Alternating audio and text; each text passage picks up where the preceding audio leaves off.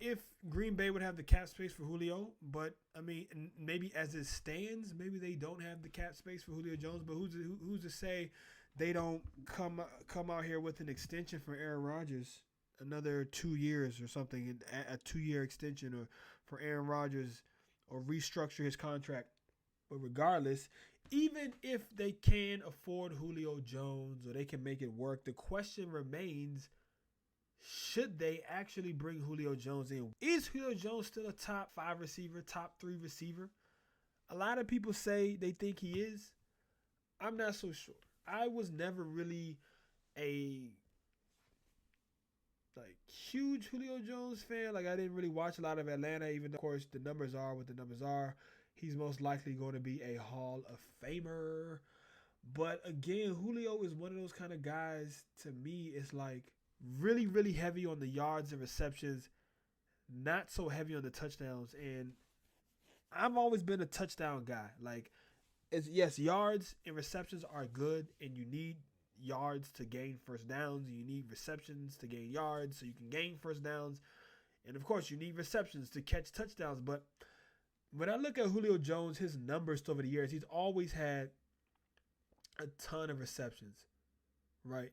When healthy, he's had lots of receptions, and he's been a high volume guy. He's always put up a lot of yards. 2015 was his first year as All-Pro. Like I said, he had his best year. 136 catches, most he's ever caught in his career. 1,800 yards receiving, most yards he ever caught in a season.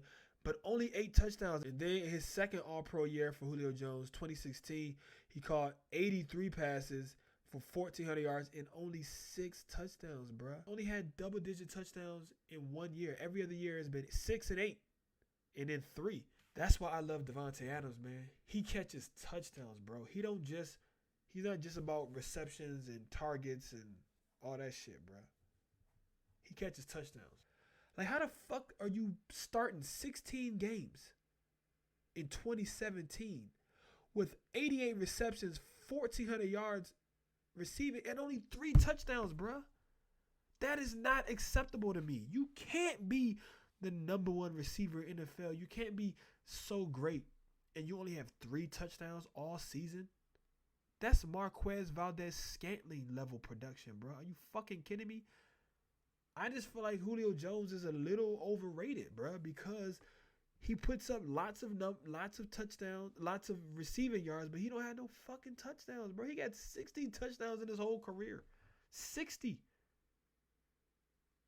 Now he's got 12,000 yards receiving, but 60 touchdowns, that's like Jordy Nelson numbers. Jordy Nelson has, 60? I mean, Davante Adams has 62. And Julio Jones was in the league for 3 more years than Davante, and on top of that, he's been starting since day 1.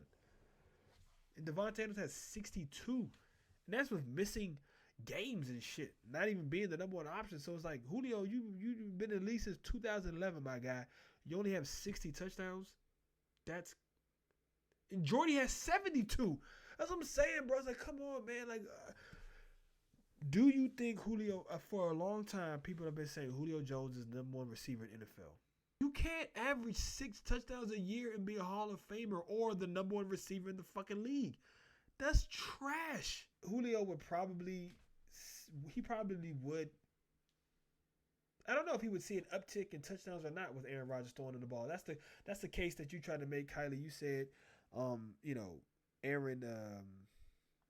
Aaron Rodgers would help his touchdown numbers, but again, Matt Ryan isn't no slouch, so I'm not really sure about that. And Davante Adams pretty much is the guy that Rodgers is always feeding the ball to, forcing the ball to, especially in the end zone, so in the red zone or the gold